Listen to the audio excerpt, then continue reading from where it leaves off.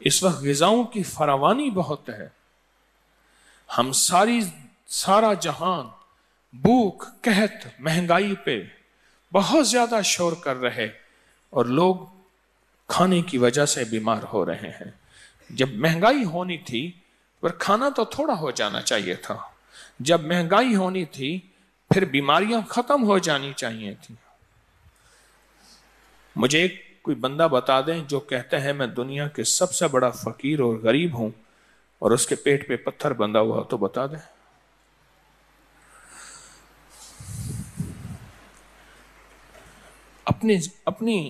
اپنی غذاؤں پہ نظر رکھیں، دسترخوان پہ نظر رکھیں۔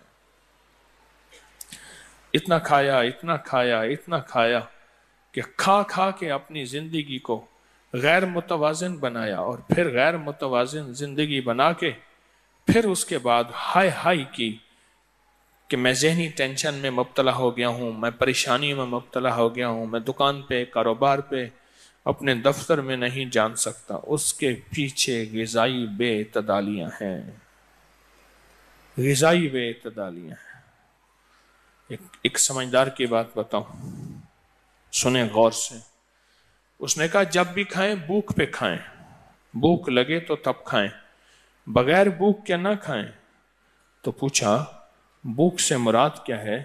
کہا افطار، گرمی کا روزہ ہو اور افطار کے وقت جتنی بھوک لگتی ہے وہ بھوک۔ سنیں غور سے، گرمی کا روزہ ہو اور افطار کے وقت جتنی بھوک لگتی ہے، جاگ رہے نہیں، اکثر سو رہے، افطار کے وقت جتنی بھوک لگتی ہے بے تابی کی، اس بھوک پہ کھانا، اس بھوک پہ کھانا، اس بھوک پہ کھانا، وہ بھوک ہے، وہ بھوک ہے۔ حارث بن کلدہ ثقفی طائف سے علاج کے لیے آئے، مدینہ میں آ کے اپنا دواخانہ کلینک کھولا، بیٹھے، ایک دو علاج کے لیے آئے، کوئی علاج کے لیے آیا ہی نہیں۔ آقا کی بارگاہ میں حاضر ہوئے کہ میں تو طائف سے آیا ہوں، کوئی روزی روٹی کرنے کے لیے، میرے پاس تو کوئی مریض ہی نہیں آتا۔ تو میرے حضور نے فرمایا یہ تیز بھوک میں کھاتے ہیں اور ابھی کچھ بھوک ہوتی ہے تو یہ کھانا چھوڑ دیتے ہیں۔ پوری تاریخ کہتی ہے موٹوں سے زیادہ کمزور لوگ بہت زیادہ کھاتے ہیں، جو بالکل باریک لوگ ہوتے ہیں۔ ہمارے ہاں ایک صاحب ہوتے تھے، نام نہیں لیتا، ان کے بعض کے رشتہ دار جو ہیں وہ تسبیح خانے سے جڑے ہوتے ہیں، یا خود بھی نام مناسب نہیں۔ ایک دفعہ ہم نے پتیلا بنایا ہوا تھا تقریباً 20 آدمیوں کا، اس میں لیموں ڈالا، چینی ڈالی، برف ڈالی، سخت گرمی تھی۔ تو ابھی وہ بندے جمع ہو رہے تھے، وہ سب پینے بیٹھ گئے، ایسے ہلا رہے تھے، اصل وہ ٹھنڈا کر رہے تھے، برف ایسے ہلا رہے تھے، برف ہلاتے تھے، پیتے رہے پیتے رہے پیتے رہے پیتے رہے، دیکھا تو باقی تھوڑی سی برف بچی ہوئی تھی۔ بہت کھاتے ہیں اور بالکل کمزور، نامعلوم آنتوں کا کچھ حصہ رانوں میں ہے، یہ خبر نہیں آج تک، اس کی شاید سائنس کوئی اور ہوگی۔ بہت کھاتے ہیں بعض بند۔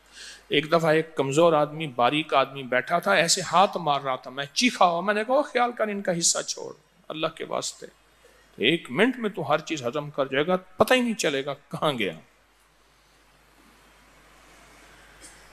میری درخواست ہے آپ کی خدمت میں، میری درخواست ہے آپ کی خدمت میں، صحت مند زندگی گزارنے کے لیے، روحانی صحت مند زندگی گزارنے کے لیے اپنے آپ کو کسی کے حوالے کریں، اور پھر اس کی ترتیب اور تشکیل پہ اعتراض نہ کریں۔ اعتراض بندے کو کھا جاتا ہے۔ اور یہ لوگ کون ہیں مجھے سمجھانے کے لیے؟